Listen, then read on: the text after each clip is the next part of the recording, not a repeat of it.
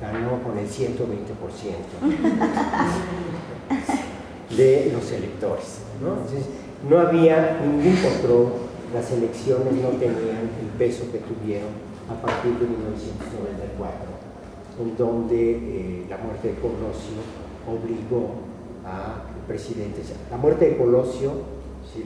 El candidato del PRI era el presidente, la muerte del presidente virtual, que era el presidente Colosio, el Tratado de Libre Comercio, que era en diciembre de 1993, no, enero de 94, que mete a la sociedad mexicana en el mundo global del mercado, y otro elemento que es muy, muy importante, el surgimiento de la ley de Chávez. Esto obliga a la construcción del IFE y obliga a la construcción de una mínima acreditación legal de las elecciones. A partir de entonces, las elecciones son un proceso más o menos distinto de elección de candidatos y por lo menos de confrontación entre tres partidos.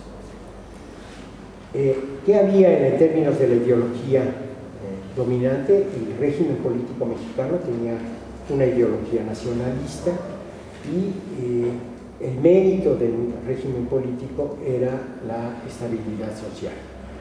Y el modelo mexicano de desarrollo, en la década de los 60, hay dos puntos, digamos, a partir de la Segunda Guerra Mundial hasta 1973, se creía que los países del tercer mundo podían desarrollar su propia industria y ser países modernos.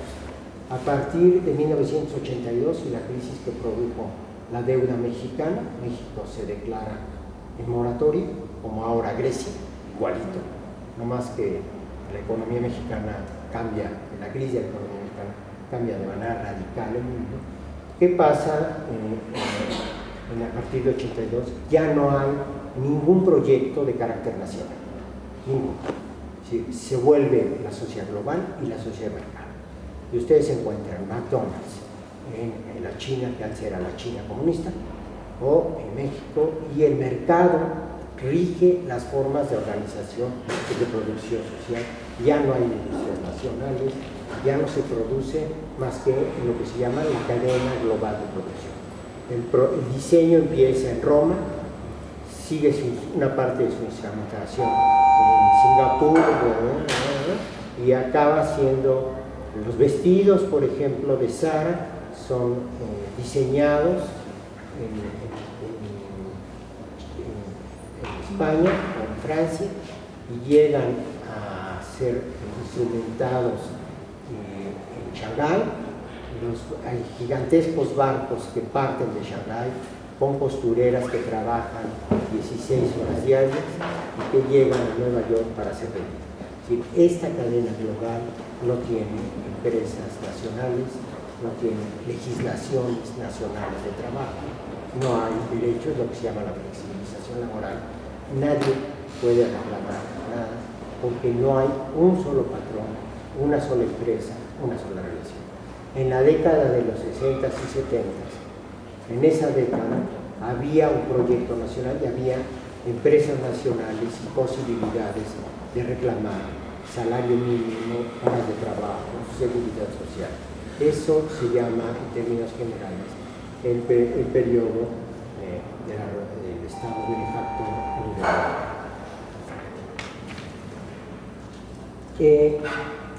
Este periodo de la década de los 60 es el periodo conocido como el periodo del desarrollo estabilizador, que se inicia en 64. Tiene un personaje, un economista muy brillante en México que se llama Antonio Ortiz Mena, y la década es caracterizada como, son 20 años, entre 20 y 30 años, depende del país, se llama la década de oro. Son crecimientos del más del 6%. Eso no lo conocen ustedes. No saben de qué es la inflación. No lo conocen. ¿No? Y una inflación 6.6, 2.2. Es decir, crecimiento económico del 6.6 inflación de 2.2. Eso lo conoció mi generación y la conoció la generación anterior a la nuestra, nuestros padres, ¿no? Nuestros hijos, que son ustedes, ya no conocieron después del 82 eso. Conocieron, eran niños y hubo inflaciones del 500%. Cuando nosotros éramos adultos y ustedes eran niños, la inflación entre 72, 74, no, 75, 82, 88, eran de 120, 130, es decir, los productos cambiaban todos los días de precio. No hay posibilidad de hacer absolutamente nada hasta la 94. Yo todavía tengo libros que costaron 70,000 pesos, ¿no? En términos numerales, y se descendió. Eso no pasó en la década de los 60. La década de los 60 tiene un desarrollo muy amplio, tiene la ampliación de una gran cantidad de servicios, de una gran cantidad de beneficios sociales y económicos. Es la década en donde la gente pensaba que que tenía asegurado su jubilación, todo lo que hoy no hay, ¿no?